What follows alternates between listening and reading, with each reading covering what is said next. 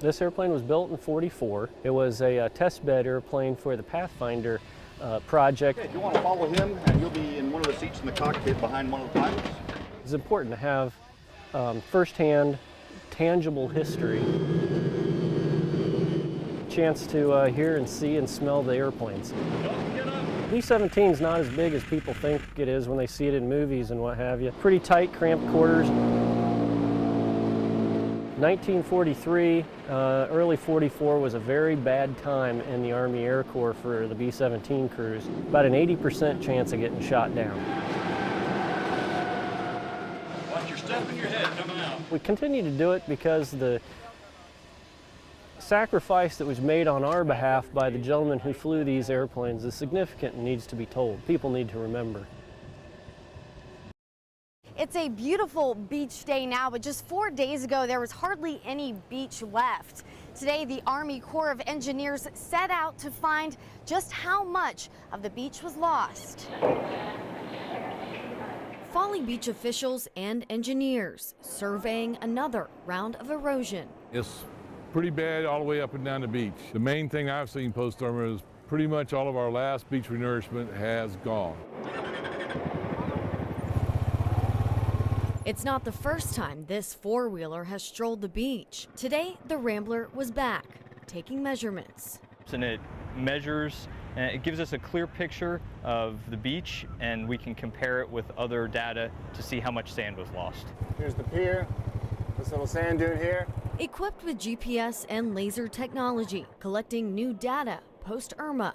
Get it as an exact image of the beach as you would see it going up and down, but in a digital format. Basically, it's an elevation model from the shoreline with the water interface with the sand up into behind the dunes. It's still too soon to name a number. The findings are key to securing money for future renourishment projects, large or small. One vacationer already noticed a difference. Usually you have a lot more sand here before you get to the water. Sunbathers and beachgoers enjoying a little less beach. They seem to be enjoying it, but I don't see people building sand castles, which is something you normally see out on the beach. So, and you see people kind of hesitant about where to sit. It's unclear when the results from the Irma survey will be ready. Officials say it could take several weeks to several months.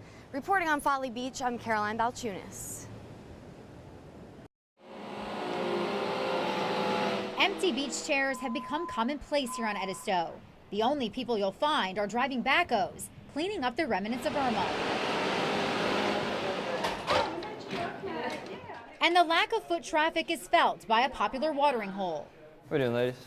Trevor Picoro has been bartending at Finn's for 2 years now. Back-to-back hurricanes, we didn't have any for over 40 plus years here, and we're not really used to that type of weather here, so it definitely hurt us. Hurricane Matthew shut down the state park campground for months. They reopened this June, but were shut down again after Irma. State park-wise, for here especially, you know, that was kind of half our business, was people coming in, grabbing lunch, grabbing dinner, just something quick to go. And that's kind of shut down, so that really impacted us this year. The owner says even holiday weekends have been slow. It's the first time in years oceanfront property was available. And today, a ghost town. From what I've heard from business owners and locals, that it's definitely not common for it to be like this, especially this time of year. Not a corona. Just as good. But it's this time of year they need that business the most. You're welcome.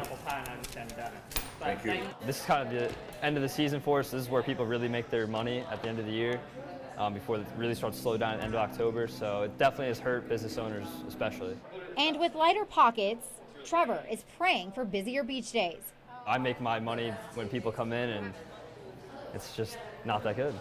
When no one's here. When no one's here, I'm not making any money. You need people here.